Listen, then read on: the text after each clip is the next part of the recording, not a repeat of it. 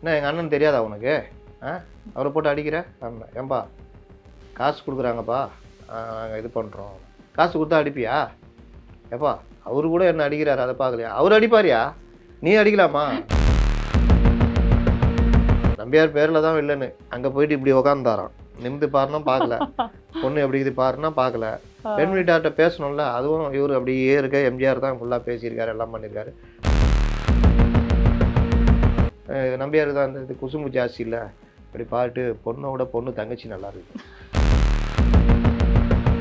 இந்த ஸ்டுடியோவே பயந்து போய் கிடக்குது, என்ன ஆக போதோ இவங்களுக்குள்ள. எம்ஜிஆர் கண்ணை கிட்ட கிழிச்சிட்டாரு. எம்ஜிஆர் யோ என்ன பண்ண டைரக்டர் சொல்லி பண்ணியிருந்தா உயிராக போயிருக்கோம் தெரியுமா அப்படின்னா.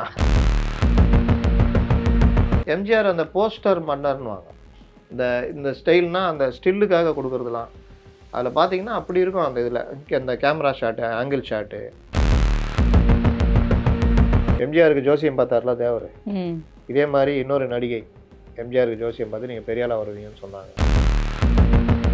இதில் என்னென்னா, ராஜகுமாரி நடிக்கும் போது தயாரிப்பாளர் சொன்னாங்களாம், எம்ஜிஆர் மிகப்பெரிய நடிகர், அவரை பார்த்து கற்றுக்குங்க, அவருடைய ஸ்டைலு இதெல்லாம் பார்த்துக்குங்க, அந்த அளவுக்கு நீங்கள் பண்ணணும் அப்படின்னு.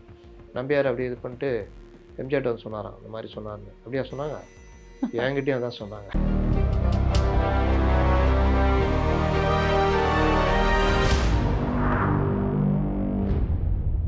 நியூஸ்பிக்ஸ் ஐடியா நேயர்களுக்கு வணக்கம். என்றென்றும் எம்ஜிஆர் பகுதிக்கு உங்களை அன்புடன் வரவேற்கிறோம். முத்தலீப் சார் வணக்கம். வணக்கம். லாஸ்ட் எபிசோட் நிறைய நேயர்கள் உருக்கமா பல பதிவுகள் போட்டிருந்தாங்க. எம்ஜிஆர் அவர்களோட நினைவு தினத்தை ஒட்டி நீங்க பேசின பேச்சு அருமையா இருந்ததுன்ட்டும், ஒருத்தர் அவங்களோட வாழ்க்கையில எம்ஜிஆர் எப்படி இணைச்சு பாக்குறாங்கிறதையும் பதிவிட்டு இருந்தாங்க. சார், நம்ம ஒரு 2-3 வாரமாவே நட்பை பத்தி பேசணும் நீங்க சொல்லி தள்ளி போயிட்டே இருக்கு. ஸோ இந்த வாரம் நம்ம எம்ஜிஆர் தேவர் அவர்களோட நட்பை பற்றி ஆல்ரெடி பேசியிருக்கோம். இருந்தாலும் அதில் விடுபட்ட விஷயங்கள் நீங்கள் சொல்லுங்கள். எம்ஜிஆர் நம்பியார் அப்படின்னா வில்லனாவே பார்த்து மக்கள் நிஜமாவே நம்பியார் எம்ஜிஆருக்கு எதிராக இருக்காங்கன்னு நினச்சி சண்டை போட்ட கதையெல்லாம் நீங்களே சொல்லியிருக்கீங்க. ஆனால் உண்மையில் அவங்களுக்குள்ள எவ்வளவு அழகான ஒரு நட்பு இருந்தது அப்படிங்கிறத இந்த எபிசோடில் நம்ம பேசலாம் சார். அந்த நட்பு இப்போ எம்ஜிஆர் எம்ஜிஆர் நம்பியார் நட்பு இருக்கும்போதே எம்ஜிஆர் நம்பியார் அடிக்கிற சீன்லாம் இருக்குல்ல, ஜனங்க எப்படி பார்த்தாங்கன்றத நம்பியாரே அவர் வாயால் சொல்லியிருப்பார். நான் பதிவு பண்ணியிருப்பேன், சரியாக பதிவு பண்ணல. அப்போ ஒரு நாள் காரில் இருக்கும்போது 4 பேர் வருவாங்க. இன்னும் எங்கள் அண்ணனை போட்டு அடிக்கிற அப்படின்னு கேட்பாங்க. எப்பா உங்கள் அண்ணனுக்கு எனக்கு என்னப்பா சம்மந்தம், நான் ஏன் அடிக்க போகிறேன் அப்படின்னு. என்ன எங்கள் அண்ணன் தெரியாதா உனக்கு? அவரை போட்டு அடிக்கிற? ஆமாம். ஏன்பா காசு கொடுக்குறாங்கப்பா, நாங்கள் இது பண்ணுறோம். காசு கொடுத்தா அடிப்பியா? எப்பா அவரு கூட என்ன அடிக்கிறாரு, அதை பார்க்கலையா? அவர் அடிப்பாரியா, நீ அடிக்கலாமா? நீ வாங்கிக்கோ அவர் அடிச்சா. அப்புறம் பார்த்தேன் 4 பேர் இருக்காங்க, நம்ம இவங்கெல்லாம் சமாளிக்க முடியாது சொல்லிட்டு, ஏப்பா இனிமேல் அடிக்கலப்பா, ஓகே வாத்தியாரே, நீங்கள் கிளம்புங்க வாத்தியாரே அப்படி உடனே நன்றி சொல்கிறாங்க. அப்போ எம்ஜிஆர் அடித்தா கூட பரவாயில்ல, நீ வாங்கிட்டு கம்னு இருக்கணுன்ற மாதிரி பார்த்தாங்க. அந்த காலத்தில் எந்த விதமான சமூக வலைதளங்கள், நடிகர்களை பற்றி யாராவது பேட்டி எடுத்து அது புக்கில் அதை படித்து இப்படி தெரிஞ்சாதான் உண்டு தவிர, நம்பியார் ஒரு சாஃப்டான மனிதர், அவர் ஒரு ஐயப்ப குருசாமி சார். அவரும் எம்ஜிஆர் மாதிரி எந்த கெட்ட பழக்கமும் இல்லாத ஒருத்தர் இல்லை சார், முறையான வாழ்க்கை வாழ்ந்தவர், ஒரு பக்கா இந்த வாழ்க்கை. அவரால் பல பேர் அவர் கூட குருசாமியாக இருந்து, குருசாமிகளை குருசாமின்னு சொல்லுவாங்க. அவர் அமிதாப் பச்சன் ரஜினிகாந்த் சிவாஜி கணேசன் பலரையும் அவர் சபரிமலைக்கு போத ஒரே ஆள் எம்ஜிஆர் மட்டும் தான் நினைக்கிறேன். அப்படியா? அவரு அந்த இதுல இது இல்ல. என்ன இருந்தாலும் எம்ஜிஆருக்கு கடவுள் நம்பிக்கை இருந்தது. மூகாம்பிகையோட பக்தர் தானே அவரு. ஆனா சபரிமலைக்கு மாத்திரம் அவர் போல. எம்ஜிஆர் தீவிர கடவுள் பக்தர். அவரு நடுவுல கலைஞர் கூட பேசும்பொழுது நட்புகள்ல அது ஒரு முக்கியமான நட்பு இல்ல, 40 ஆண்டு கால நட்புன்னு வாங்கல்ல. கலைஞர் கூட பேசும்பொழுது அவரு எழுதியிருப்பாரு, இறங்கும்போது அந்த அந்த துளசி மாலை இதெல்லாம் போட்டிருப்பாரு, அது எல்லாத்தையும் நான் கழட்டிட்டேன். ஒரு படங்கள்லயும் அவரு ஒரு படத்துல முருகர் வேடம் போடுறதுக்கு அவ்வளோ யோசிச்சு அவர் முடியாதுன்னு சொல்லி ரொம்ப கன்வின்ஸ் பண்ணி போட வச்சாங்களா சார்? தேவர் மருதமலையில் லைட் செட்டிங் ஃபுல்லாக போட்டு பக்தர்கள் நடக்கிறதுக்காக தெருவில் அந்த விளக்கெல்லாம் அமைச்சு எல்லாம் பண்ணி எம்ஜிஆர் திறக்கணும்னாரு. அன்னைக்கு இவங்கெல்லாம் திமுகவில் அந்த இதெல்லாம், சிவாஜி கணேசன் திமுகவில் இருந்தாருங்க, திருப்பதிக்கு போனாரு, தாளிச்சு ரிசைன் பண்ணிட்டாரு. இன்னைக்கு திருப்பதிக்கு பணம் கொடுத்துனுறாங்க. இன்னைக்கு அவங்க குடும்பத்தாரும் எல்லாருமே கோயிலுக்கு போறதெல்லாம் வழக்கமா தான் இருக்கு. இப்போ எம்ஜிஆருக்கு இவ்வளவு பிரச்சனை வந்துதான், எம்ஜிஆர் ஒரே வார்த்தை சொல்றாராம், என்னுடைய கொள்கை ஒன்றே குலம் ஒருவனே தேவன். அந்த அடிப்படையில் அவர் தேவர் என்னுடைய நண்பர், அவர் திறந்த நிகழ்ச்சியில் நான் கலந்துக்கலாம் பெருமையாக கருதுன்னு தான் போயிருக்காரு. அதனால எம்ஜிஆர் அந்த நட்புக்கு மரியாதை கொடுத்தாரு அப்படின்றத இவங்க பானுமதியும் ஒரு இதில் பதிவு பண்ணியிருப்பாங்க. நம்பியாரும் இவருக்கு என்ன நட்புனா, யோன்னு பேசுகிற அளவுக்கு நட்பு. அதில் நடந்த காமெடிலாம் சொல்லியிருக்கேன். அந்த அரசியல் முன்னில் கத்தியில் கிழிச்சது அந்த அளவுக்கு 2 பேரும் வந்து ஒருத்தருக்கு ஒருத்தர் இது. நம்பியாருக்கு திருமணம் பெண் பார்க்க போனதில் எம்ஜிஆர் கூட போய் நம்பியார் பேரில் தான் இல்லைன்னு அங்கே போயிட்டு இப்படி உக்காந்தாராம். நிமிந்து பாருன்னா பார்க்கல, பொண்ணு எப்படி இது பாருன்னா பார்க்கல. பெண் வீட்டார்கிட்ட பேசணும்ல, அதுவும் இவர் அப்படியே இருக்க எம்ஜிஆர் தான் ஃபுல்லாக பேசியிருக்காரு, எல்லாம் பண்ணியிருக்காரு. பொண்ணு கிட்ட வந்தோன்னா பாரு அப்படின்னாங்க. நம்பியார் தான் இந்த இது குசும்பு ஜாஸ்தி இல்லை, அப்படி பாட்டு பொண்ணோட பொண்ணு தங்கச்சி நல்லா இருக்குது அந்த இது. அப்புறம் கல்யாணம் பண்ணும் பொழுது எம்ஜிஆர் தான் வரணும் அப்படின்னு எம்ஜிஆர் எங்கேயோ ஷூட்டிங்கில் மட்டும் வர முடியாமல் அப்புறம் அந்த இது ஒரு மாதிரியான இதுக்கிட்ட கேரளாக்குள்ளே ஏதோ ஒரு கிராமம் போல் ஓடி வந்து அது ஒரு மலை மேலே இருக்குது போல் வந்து லாங்லேயே கை வச்சாராம் பண்ணுங்கன்னு. அது வரைக்கும் வெயிட் பண்ணி நம்பியார் அதுக்கப்புறம் கட்டினார்னாங்க. அதற்கு பிறகும் நம்பியாருடைய அந்த எம்ஜிஆர் நம்பியார் நட்புன்றது அவங்க சதானந்தவதி இருந்தாங்களே 2வது மனைவி, அவங்களுக்கு வந்து சிகிச்சைலாம் எம்ஜிஆரால் அவங்கள பார்த்துக்கிறதும் சரி, ஷூட்டிங்கு அவங்களுக்கு வந்து இந்த காசநோய் வந்து ரொம்ப படுத்த படுக்கையாக இருக்கிறதுன்னு அதுக்கு முன்னாடி ஆரம்ப காலங்களில் ரொம்ப நோய் அடிக்கடி இதாகும் பொழுது வச்சு பார்த்துக்க முடியல. அன்றைக்கி சினிமான்றதுனால கோயம்புத்தூர் அங்கே தான் கோவை இதுன்னு. அப்போ நம்பியார் வீடு அங்கே இருந்தப்போ சொல்லியிருக்காரு, நீ ஏன் இவ்வளோ கஷ்டப்படுற, என்னுடைய வீட்லேயே அறை இருக்குது, அங்கேயே தங்கிக்கோ, உன்னுடைய தங்கச்சி பார்த்துக்குவா. நம்பியார் மனைவி அண்ணா தங்கை அது வந்து ஏதோ ஒரு மலையாளத்தில் ஒரு வார்த்தை சொன்னாங்க, அதான் சொல்லி கூப்பிடுவார் எம்ஜிஆர். அந்த மாதிரி பார்த்துக்குவா, நீ ஏன் இது பண்ணுறன்னு சொல்லிட்டு அதுக்கப்புறம் எம்ஜிஆருக்கும் அந்த பிரச்சனை இல்லாமல் இருந்தது, ஷூட்டிங் போகிறதுன்னு. இந்த கேப்பு தான் அவங்க ரொம்ப நெருக்கமாயிட்டாங்களாம் அந்த பீரியடில். அப்போ இது நெருக்கம் எந்த அளவுக்குன்னா, அவங்க மலையாள அந்த இதில் வந்து குழந்தைக்கு வச்சு சோறு ஊட்டுறது தான் தாய்மாமன் மடியில் வச்சு. அது ஒரு இது சம்பிரதாயமாகவே பண்ணுவாங்க. அது எம்ஜிஆர் மடியில் தான் வச்சு பண்ணார் 2 மகன்களுக்கும் மகளுக்குமே அப்படின்னு. எம்ஜிஆர் அந்த அளவுக்கு அவங்களுக்கு நெருக்கமாக இருந்தார். அதனால் அந்த உறவு வந்து பெரிய நீண்ட கால உறவு. நம்பியாருடைய முதல் படம் ராஜகுமாரி எம்ஜிஆர் கூட தான். எம்ஜிஆருடைய அந்த கடைசி படத்துலேயே நம்பியார் இருப்பார், அந்த இது மதுரை மீட்டு சுந்தரபாண்டியன். இதில் என்னென்னா ராஜகுமாரி நடிக்கும் போது தயாரிப்பாளர் சொன்னாங்களாம், எம்ஜிஆர் மிகப்பெரிய நடிகர், அவரை பார்த்து கற்றுக்குங்க, அவருடைய ஸ்டைலு இதெல்லாம் பார்த்துக்குங்க, அந்த அளவுக்கு நீங்கள் பண்ணணும் அப்படின்னு. நம்பியார் அப்படி இது பண்ணிட்டு எம்ஜிஆர்ட்ட வந்து சொன்னாராம், அந்த மாதிரி சொன்னார்னு. அப்படியா சொன்னாங்க? என்கிட்டயும் அதான் சொன்னாங்க, நீங்கள் வந்து பெரிய நடிகர், நாடகத்தில் நடிகர். ஏன்னா அவர் திகம்பர சாமியாராதுன்னா 9 வருஷம் 11 வருஷமாக என்ன போட்டவர் நம்பியார். சின்ன வயசுலேயே வயதான வேடம் நடித்ததும் நம்பியார் தான். அப்போ 2 பேரும் எம்ஜிஆர் சொல்லியிருக்காரு நம்பியார்கிட்ட, சம்பளம் வந்து ஜாஸ்தி கேளுங்க, உங்கள் வேல்யூ உங்களுக்கு தெரியல, கொஞ்சம் ஜாஸ்தி கேளுங்க. இவருக்கு என்னென்னா நம்மளை விரட்டுறதுக்கு ஏதோ ஏற்பாடு பண்ணுறாரு போல் எம்ஜிஆர் நினச்சிக்கிட்டு, அதாவது 250 ரூபா கேட்குற இடத்துல 100 ரூபா கேட்குறாரு. அவங்க உடனே ஒத்துக்கிறாங்க. ஒத்துக்கிட்டு நம்பியார் இப்படி வந்தோன்னே அப்படி கதவுக்கிட்ட வந்து அவங்களுக்குள்ளே பேசிக்கிறாங்களாம். அவர் பெரிய நாடகம்லாம் நடிக்கிறாரு, பெரிய அளவில் இதாக இருக்கார், எங்கே நல்ல சம்பளம் கேட்பார், ஒரு 250 ரூபா அப்படி கேட்பார்னு நினச்சேன், பரவாயில்ல 100 ரூபா கேட்டார், நமக்கு லாபம் தான். அப்போ தான் தெரிஞ்சுதான் எம்ஜிஆர் இவரை பற்றி சொன்னது உண்மையான வார்த்தை. அது நம்பியார் மனசை மாற்றிருக்குது, நம்மளை இது பண்ணணும்னு பண்ணல, உண்மையிலே நமக்கு நல்லது பண்ணணும்னு பண்ணியிருக்காருன்னு.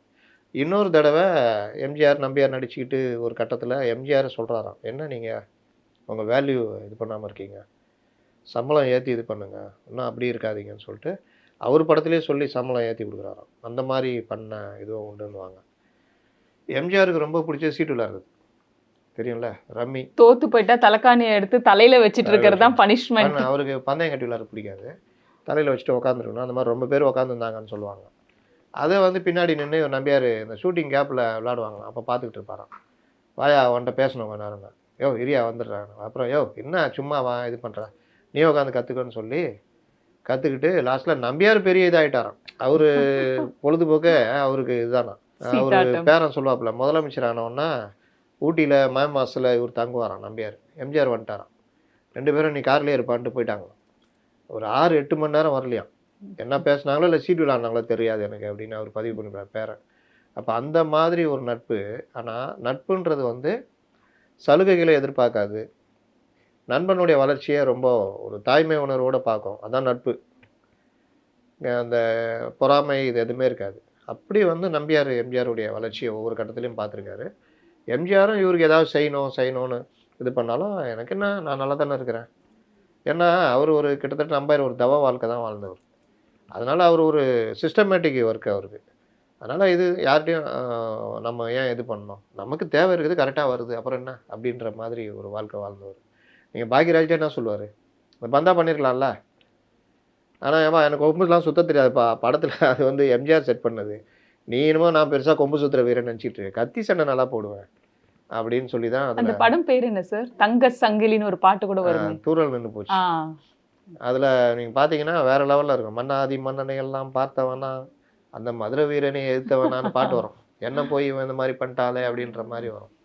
அந்த படத்துல வந்து இவரு ஷூட்ல போய் உட்கார்ந்தப்போலாம் எல்லாம் ஒரு அம்மாலாம் இவர பார்த்துட்டு, "நீங்க யார் நீங்க?" அப்படின்லாம் கேட்டுருக்காங்க. எல்லாம் உங்களுக்கு மரியாதை தராங்களா? அப்படி இப்படின்னு. அப்புறமா, "இல்லம்மா நான் ஒரு சாதாரண ஆளும்மா, வயசானவன்" அப்படி இப்படின்னு. அப்புறமா தெரிஞ்சுட்டு வந்து, "ஐய்யய்யோ! எனக்கு தெரியவே தெரியாதுங்க அந்த மாரி" அப்படின்னு. நம்பியாருக்கு அவ்வளோ ஒரு அந்த வேல்யூ கடைசி வரைக்கும் இருந்தது. அதே மாதிரி எம்ஜிஆர் முதல்வர் ஆன பிறகு சந்திப்பு ரொம்ப நின்னு போச்சாம். அதுக்கு முன்னாடி ஒரு இது சொல்றேன். அடிக்கடி சண்டையும் போட்டுக்குவாங்களாம். பேச மாட்டாங்களாம். ரொம்ப நாளைக்கு சின்ன பசங்க மாரி முறிக்குவாங்களாம். அந்த மாரி முறுக்குன நேரத்துல வந்த படம் தான் உலகம் சுற்றும் வாலிபன். அதுல நம்பியார் இருப்பாரு. எப்படி இருப்பாருன்றது தான் கதை. படம்லாம் எடுத்து முடிச்சுட்டு வந்துட்டாராம். ஆனா இவங்க 2 பேரும் அப்ப பேசாத டைமு. முறுக்கிட்டு இருக்க டைமு. அப்புறம் "யோவ்! படம் எடுத்திருக்கேன் வாயா" "எங்கேய்யா?" "ஸ்டுடியோவுக்கு வா நான் போட்டு காமிக்கிறேன்." அப்புறம் நம்பியார் போனாராம். பார்த்துட்டு, "எப்படி இருக்கு படம்?" "வேற லெவல்ல இருக்குது. எந்த குறையும் சொல்லாத அளவுக்கு நல்லா இருக்கு." "அதெல்லாம் சொல்லாத. ஒரு குறை இருக்கு அந்த படத்துல." எந்த குறையும் இல்ல. நல்லா இருக்குப்பா. அப்புறம் என்ன?" அப்படின்னு. "இல்ல ஒரு குறை இருக்கு. நீ இல்ல அதுல." படத்தையே எடுத்து முடிச்சுட்டு அதுல நான் இல்லன்னா நான் என்ன பண்றது இதுல? இதுல நானு அந்த சீனே இல்ல. "இல்ல, இல்ல. ஒரு இது வேணும் எனக்கு." இந்த அந்த படத்துல பார்த்தீங்கன்னா, அண்ணன் வந்து சில சங்கேத மொழிகள் வச்சிருப்பாரு. அந்த முக்கியமான அந்த அணு ஆயுத பொட்டி வந்து புத்த பிட்சு அறையில புதைக்கப்பட்டிருக்கும். அந்த புத்த பிட்சு வந்து எம்ஜிஆருக்கு நண்பர். ஆனா சங்கேத வார்த்தை இருக்கும் அதுல. அந்த வார்த்தைகள் சொல்லி எடுக்கணும். இந்த புத்த பிட்சு கிட்ட போய் எம்ஜிஆர் பேசிட்டு எடுப்பாரு.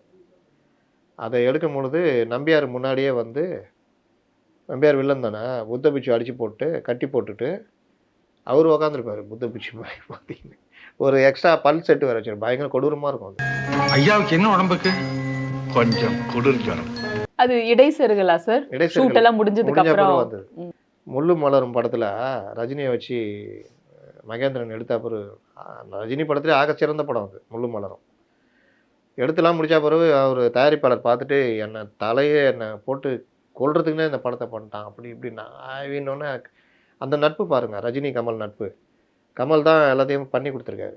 அப்புறம் கமல் சொல்லியிருக்காரு, "இல்லங்க நல்லா பண்ணியிருக்கேன் நல்லா." "இல்ல இது பண்ணிட்டான்." "சரி விடுங்க. ஒரு பாட்டு ஒண்ணு சேர்ப்போம். சேர்த்தா நல்லாயிருக்கும்" அப்படின்னு. "நான் ஒரு பைசா தரமாட்டேன். நீங்க கேடு கெட்டு போங்க. ஏதாவது பண்ணி தொலைங்க போங்கன்னு" போயிட்டாராம்.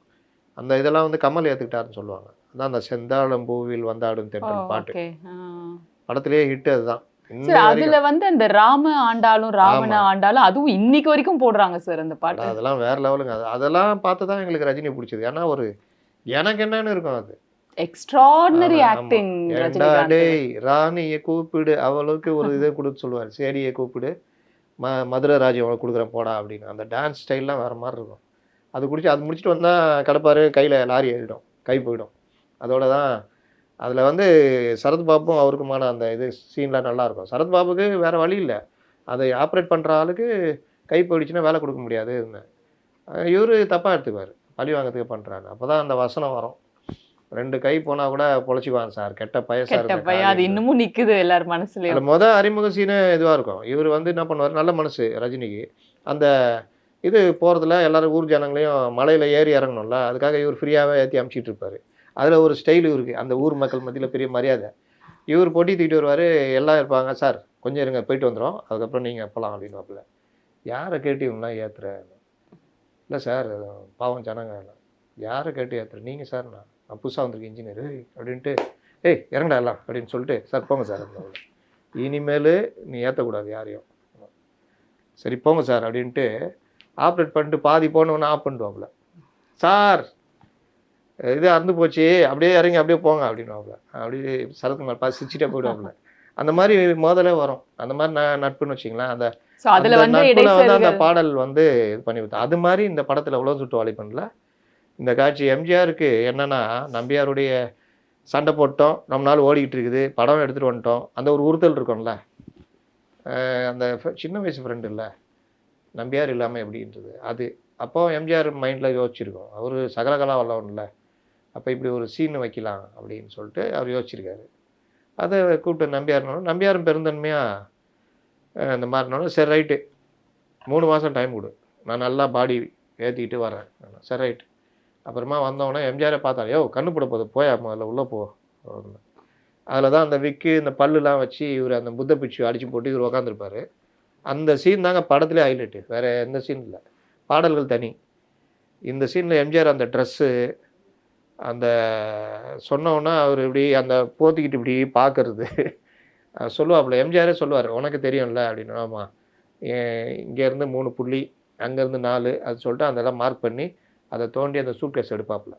எடுத்தோன்னா அடி விழும், 3 அடி, முக்கா 3 அடின்னு வாங்கல்ல, 3 அடி வாங்கிட்டு வெளியில் வந்து உள்ள ஒவ்வொரு அடிக்கும் அப்படியே பல்ட்டி அடிச்சுட்டு வெளியில் வந்து விழுந்துட்டு அப்புறம் சொல்லுவார், இவ்வளோ நேரம் அது புத்த பிச்சுருந்தனால நான் சும்மா இருந்தேன், இப்போ பாருன்ட்டு அடிப்பாங்க. ஃபைட் நல்லாயிருக்கும். அது முக்கியமான டாக்குமெண்ட்டில் இருக்கிற அந்த பெட்டி அது. அதனால் அந்த படத்துலேயே அந்த சீனு இதாக இருக்கும், அதை பண்ணி கொடுத்தாரோம். அதுக்கு பிறகு எம்ஜிஆர் முதலமைச்சர் ஆகிறாரு, இது பண்ணுறாருன்னா முதலமைச்சர் ஆன பிறகு கூப்பிட்டு கேட்டிருக்காரு, நான் உனக்கு என்ன பண்ணோம் எது பண்ணோம். நல்லா இருக்கேன், எதுவும் வேணாம், நீங்கள் நல்லா இருக்கிறத நான் பார்த்து ரசிக்கிறேன் அப்படின்னு. அந்த உறவு தான் அப்படியே தொடர்ந்தது. கடைசியில் ஒரு நடுவில் அப்பப்போ கூப்பிட்டு பேசுவாராம். 2 பேரும் அவங்களுடைய இதை வந்து பரிமாறிக்குவாங்க, ரொம்ப க்ளோஸாக இருந்தாங்கன்னு. அதில் ஒன்று தான் ஜல்லிக்கட்டு 100வது நாள் விழாவில் நடக்குமே ஒரு கூத்து, சிவாஜிக்கு முத்தம் கொடுப்பாரு. ஆமா, எம்ஜிஆர் ஸ்டைல் ரொம்ப கியூட்டா இருக்கும் சார். நம்பியார் கேட்கறது ஒரு சின்ன குழந்தை மாதிரி. சிவாஜி பிடிச்சி ஒரு தள்ளி விட்டுருவாப்புல. எம்ஜிஆர் உடனே அப்படியே சிரிச்சுக்கிட்டே அப்படி இப்படின்னுவார். மறுபடியும் இவர் வந்து கேட்டோன்னே எம்ஜிஆர் ஒரு முத்தம் கொடுத்தோன்னா இவர் ஒரு முத்தம் கொடுப்பாரு. மறுபடியும் எம்ஜிஆர் இருந்தோன்னா அப்படியே வாயை திறந்துட்டு அப்படியே போவார், அப்படியே மயக்கம் போட்ட மாதிரி அப்படியே போவார். அந்த குழந்தைத்தனம் வந்து அப்படியே வெளிப்படும் நம்பியார் கிட்ட. அந்த குறும்புத்தனம் இருக்குதே, எல்லாம் ப்ராக்டிஸ் பண்ணிட்டு வெறும் ஒரு சின்ன ஷார்ட்ஸ் போட்டு நடிகைலாம் இருப்பாங்கல்ல, அப்படியே வர்றதான், அப்படியே எல்லாம் தெரிச்சு ஓடுவாங்களாம். அதான் சொல்கிறேனே, போட்டு இங்கே கீறினோடனே எம்ஜிஆர் எல்லாம் அந்த ஸ்டுடியோவே பயந்து போய் கிடக்குது, என்ன ஆக போதோ இவங்களுக்குள்ள. எம்ஜிஆர் கண்ணை கிட்ட கிழிச்சிட்டாரு. எம்ஜிஆர், யோ என்ன பண்ண டைரக்டர் சொல்லியிருந்த பண்ணியிருந்தா உயிராக போயிருக்கோம் தெரியுமா அப்படின்னா, டைரக்டர் என்ன சொன்னார், நெஞ்சில் குத்த சொன்னார், நான் தான் உனக்கு இறக்கப்பட்டு இங்கே போட்டுக்கிறேன் கோடு அப்படின்னா எப்படி இருக்கும். டைரக்டரு கெஞ்சி கூத்தாடி எல்லாம் சத்தியம் பண்ண கதெல்லாம் நடந்தது. அதனால் அந்த கேலி கிண்டல் இவங்க இருந்தாலே பயங்கரமாக ஓடுமா. ஆனால் படத்தில் 2 பேரும் இது அதுலேயே நம்மளுக்கே இப்போ தோணும், ஏதாவது ஒரு படத்தில் ஒரு நல்லவராக வந்தாருன்னா ஐயோ எவ்வளோ நல்லா, நம்மளே சண்டை போட்டவங்க சேர்ந்தா எப்படி இருக்கும், அந்த மாதிரி பார்ப்போம் படத்தை. இது ஒரு நட்பு.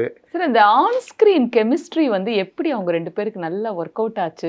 அந்த வில்லன் ஹீரோ அவங்க நடிச்ச படங்கள்ல ரொம்ப அற்புதமா இருக்கிற சீன்ஸ் அப்படின்னா ஏதாவது 1 2 சொல்லுங்க சார். இதுதாங்க இந்த எங்க வீட்டு பிள்ளை தாங்க, அதை அடிச்சுக்க படமே கிடையாது. அது நம்ம நிறைய பேசிட்டோம் அதை பத்தி. என்.டி. ராமராவ் படத்தை பீமடு ராமுடு படத்தோடைய இதுதான் இது.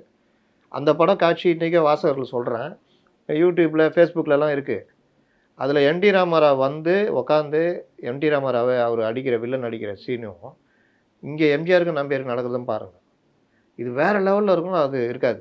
பாட்சா படமும் அப்படி தான். ரஜினி எனக்கு வேற ஒரு பேர் இருக்குது மாணிக் பாட்சான்னு சொல்லுவார்ல கை வச்சு, அந்த சீனு பார்த்தீங்கன்னா வேறு லெவலில் இருக்கும். விஷ்ணுவர்தன்லாம் நடிச்சிருப்பார். அதெல்லாம் நமக்கு ஒன்றுமே என்ன சொல்லி தொலை அப்படின்ற மாதிரி இருக்கும். நமக்கு ஒரு அந்த கூஸ் பம்முன்னு இப்போ பேசுகிறாங்கல்ல வார்த்தை, அந்த இது வராது. அதே தான் அந்த படத்தில் அடித்து சவுக்கு எடுத்து அடித்த உடனே அந்த சவுக்கு அடிக்கும் போதே பிடிச்சி ஒரு இழுத்து விடுவார் எம்ஜிஆர். அவரை சுற்றிட்டு போய் அங்கே சேரில் உட்காருவார். அதுக்கப்புறம் அடித்து அந்த போஸ்டர்லாம் எம்ஜிஆர் அந்த போஸ்டர் மன்னர்னுவாங்க. இந்த ஸ்டைல்னால் அந்த ஸ்டில்லுக்காக கொடுக்குறதுலாம் அதில் பார்த்தீங்கன்னா அப்படி இருக்கும். அந்த இதில் அந்த கேமரா ஷாட்டு, ஆங்கிள் ஷாட்டு, அது பார்த்தீங்கன்னா கீழே அப்படியே சுற்றிட்டு மேலே பார்க்குறது, ஏரியல் ஷாட்டு, அந்த படிக்கட்டில் சுற்றிட்டு வர்றது, இந்த மாதிரி காட்சி. 1000ல் ஒருவன் படத்தில் 1000ல் ஒருவன் 2 பேருக்கு நடுவில் கான்வர்சேஷன் இருக்குமே, இந்த நான் வந்து ரொம்ப மோசமானவன் அந்த மாதிரிலாம் வருமே, நான் மதம் கொண்ட யானையை சினம் கொண்ட சிங்கம் வீழ்த்தி விடும் அப்படின்னுவார். என்கிட்ட தோற்று ஓடணும் ரொம்ப பேர் அப்படின்னு, எதிரிகளுக்கு தோல்வியே பரிசாக கொடுத்தவன் நான் அப்படின்னு இவர் திருப்பி சொல்லுவார். அந்த வசனம் அதில் தான் வந்து நீங்கள் எம்ஜிஆர் நம்பியார் முதல்ல இது பண்ணுற மாதிரி இருக்கும், அப்புறம் நம்பியார் நண்பராக மாறிடுவார், மாறி இது பண்ணுற மாதிரி சீன்லாம் இருக்கும். அதனால் எம்ஜிஆர் நம்பியார் காட்சிகள். கலை அரசின்னு ஒரு படம் நீங்கள் பாருங்கள், இன்னைக்கு என்ன எழுதுறாங்க அந்த விஞ்ஞானம்லாம், அதெல்லாம் நம்பியார் வேற்றுக்காரங்க மனுஷனா வருவார். அந்த டங்குன்னு ஷூவை போட்டுக்கிட்டு அது பார்த்தாலே நமக்கு வேற்றுக்கிரக ஆள் மாதிரியே இருக்கும். எம்ஜிஆர் வேற கிரகத்துக்கு போயிடுவார். அந்த இது வந்து இறங்கும் வேறு கிரகத்துல இருந்து ஏலியன் ஏலியன் தான் நம்பியார். அப்பவே அதை வச்சு எடுத்துருக்காங்க. ரொம்ப ஃபர்ஸ்ட் கிளாஸா இருக்கும் அது. அந்த இந்த இதில் அந்த புவியீர்ப்பு விசை குறைக்கிற இடத்துல வேற்று கிரகத்துல எப்படி போக முடியும்? அதே மாதிரி இருக்கும் அந்த சீன்லாம்.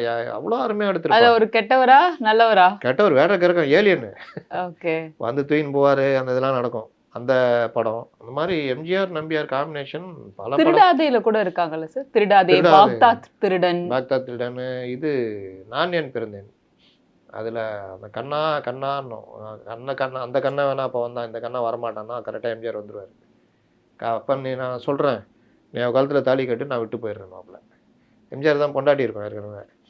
இந்த அம்மாவா எம்ஜிஆர் கற்பனை பண்ணி இது பண்ணோம், வேலை செய்கிற இடம்னால எம்ஜிஆர் சகிச்சுக்கிட்டு இருப்பார். அப்போ சொல்லுவார், இந்த மாதிரி எனக்கு கல்யாணம் ஆகிடுச்சுன்னா அந்த அம்மா மயக்கம் போட்டு விடுறோம், அப்புறம் சண்டை நடக்கும். அந்த சீனில் வந்து இன்னொரு சீன், ஜெயலலிதா இது மனைவியை கூட்டிகிட்டு ஹோட்டலுக்கு போயிருப்பார் எம்ஜிஆர். அது இன்னொன்று, எம்ஜிஆருக்கும் நம்பியாருக்கும் ஒரே உருவ ஒற்றுமை இருக்கும் பார்த்துறீங்களா? அதே வெள்ளை கலர், நேரம் எல்லாமே, ஹைட்டு கீட்டு, பாடி சைஸ் எல்லாமே. இவர் எம்ஜிஆர் எல்லாம் அந்த இது முகமுடி போட்டு உட்காந்துருப்பாங்க, இந்த அம்மா அப்படியே நெலிஞ்சிட்டு உட்காந்துருக்கோம் கேருவியா. அப்போ நான் தேங்காய் சீனிவாசன் வந்து உட்காந்து இப்படி வெறுப்பேற்றுவாப்புல, அது அழுகுற மாதிரி அனுன்னு எஞ்சி போயிடுவாப்புல. தேங்காய் சீனிவாசன் என்ன மாதிரியான ஆக்டர் இல்லை சார்? எம்ஜிஆர் கண்டெடுத்த ஆக்டர்ல அவர் ஒரு ஆளு வேற லெவல். அவர்லாம் தில்லு முள்ளு படத்துல எல்லாம் கொன்னு இருப்பாரு சார். தேங்காய் சீனிவாசன் பாத்துறீங்க? காசேதான் கடவுள்டா பாத்திருக்கேன். மெட்ராஸ் பாஷை பேசி சாமியாரா இருப்பாரு. அப்படியே ஒரு யதார்த்தமான நேச்சுரல் ஆக்டர் அவரு. எம்ஜிஆர் கிட்டலாம் அவங்களாம் ரசிகர்கள். அப்புறம் எம்ஜிஆர் அவங்கெல்லாம் பிக்கப் பண்ணி எம்ஜிஆருடைய அவருக்கு வாய்ப்பு கொடுத்தது எம்ஜிஆர் தானா சார்? எம்ஜிஆர் கூட ரொம்ப நல்லா இது கொடுத்தோம்னா அவங்க வேற லெவல்ல வர்றாங்க. நான் என் பிறந்தனா ஒரு வரல, சுக்காபியோ சுக்காபி அப்படின்னு வருவாரு. அதில் எம்ஜிஆர் செக்கு கொடுப்பாரு, 500 ரூபா செக்கு. நல்ல சீன் சார் அது. என்ன தோற மாதிரி அதெல்லாம் இருக்கும்போது கொடுத்துடணும் அப்படின்னு. அதுக்கு அடுத்து அவர் அந்த இதை விட்டு போயிடுவார். ஏய் பாத்தியா பணம் வந்தோன்னு விட்டு போகிற மாதிரி அப்படின்வாரு. அந்த மாதிரி இன்னொரு நட்புன்னு பார்த்தீங்கன்னா தேவர். நம்ம ஏற்கனவே பேசியிருக்கோம். 16 படங்கள் 2 பேரும் ஒண்ணா பண்ணியிருக்காங்க. அந்த நட்பு அவங்களும் கோச்சுப்பாங்கல்ல சார் அடிக்கடி? 2 பேரும் பேசாம போயிடுவாங்க. அவனை கொன்னே தீர்வேன்ற அளவுக்கு தேவர் இருந்தார்.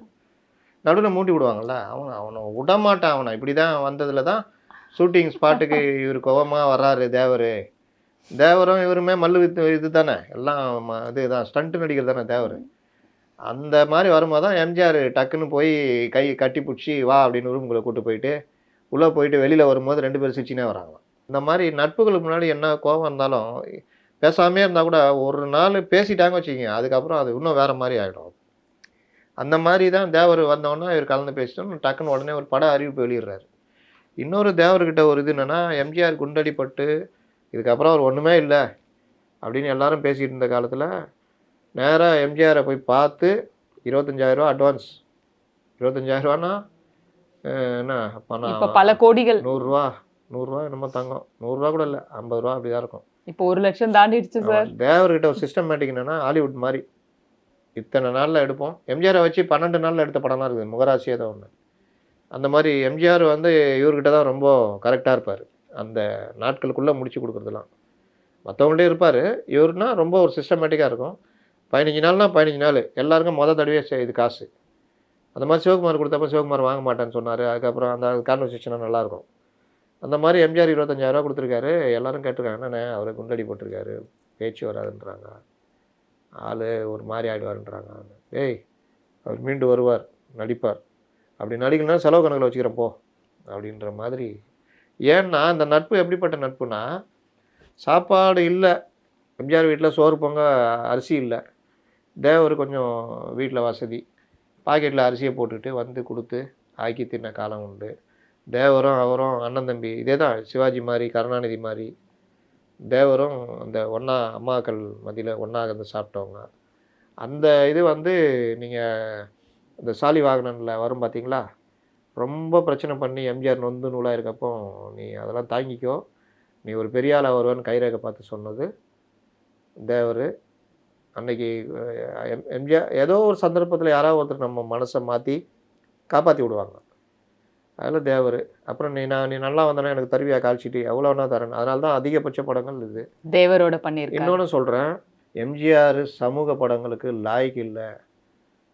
அந்த எம்ஜிஆருடைய ஆரம்ப கால வரிசை படம் ஃபுல்லாக பார்த்தீங்கன்னா சமூக படங்கள்லாம் தோல்வி அடைஞ்சிருக்கும். நாமு, தங்கை, தாய் மகளுக்கு கட்டிய தாலி, இதெல்லாம் தோல்வி. அப்போ வந்த சமூக நடிகர்கள் சிவாஜி கணேசன், வசனத்தால் பெரிய பேர், ஜெமினி கணேசன், இளம் நாயகர்களுடைய இது இந்த மாதிரி. அப்போ எம்ஜிஆர் போராடிட்டு இருக்கிற காலம். அந்த டைமில் படம் வந்தால் தாய்க்கு பிந்தாரம். அதுக்கு பிறகு தொடர்ச்சியாக அந்த தாய் சொல்லை தட்டாத பல விஷயங்கள் வருதுல்ல. அது எல்லாமே எம்ஜிஆருக்கு ஒரு பெரிய திருப்பு முனையாக அமைஞ்சதுக்கு தேவர் முக்கிய காரணம்னு சொல்லுவாங்க. அந்த தேவர் வந்து மறைந்த பொழுது எம்ஜிஆர் முதலமைச்சர். அவர் கோயம்புத்தூரில் போயிட்டு கலந்துக்கிட்டு அந்த இறுதி ஊர்வலத்தில் நடந்தே போனாராம். எம்ஜிஆர் முதலமைச்சர் நடந்தே போனார் அப்படின்னு. அதான் நட்பு கொடுத்த மரியாதை அப்படின்வாங்க. இன்னும் பலருடைய நட்பு இருக்குது. எம்ஜிஆருக்கு ஜோசியம் பார்த்தார்ல தேவர். இதே மாதிரி இன்னொரு நடிகை எம்ஜிஆருக்கு ஜோசியம் பார்த்து நீங்கள் பெரிய ஆளாக வருவீங்கன்னு சொன்னாங்க. அதை நம்ம அடுத்த வாரம் பார்ப்போம். ரொம்ப அருமையா இருந்தது. தேவர் நம்பியார் பத்தி அப்படியே ஒரு ஃப்ளாஷ்பேக் அப்படியே சுத்தி போன மாதிரி ஒரு ஃபீலிங். ஸோ அடுத்த வாரம் அந்த நடிகை யாருன்னு தெரிஞ்சுக்கிறதுல ஆர்வமா இருக்கும். நேயர்களுக்கு தெரிஞ்ச அவங்க கமெண்ட் செக்ஷன்ல போடலாம். கண்டிப்பாக போடுவாங்க. நமக்கு தெரியாத விஷயங்கள்லாம் அவங்க சொல்லிட்டு இருக்காங்க. நானே சில விஷயம் தவறுகள் எல்லாத்தையும் சரி பண்றாங்க சார் இது அப்படின்ட்டு. நமக்கு தான் தெரியுமா, க்ளோஸா வாட்ச் பண்றாங்க. வாட்ச் பண்றவங்க இருக்காங்க. இன்னொன்று அதை பத்தி தெரிஞ்சவங்களாம் இருக்கிறாங்கல்ல. நமக்கு சில நேரங்கள் இந்த நேரம் உட்கார நேரத்தில் அந்த தகவல் எடுக்க முடியாது. நன்றி சார், உங்க நேரம் கொடுத்ததுக்கு. அடுத்த வாரம் மீண்டும் சந்திப்போம். வணக்கம்.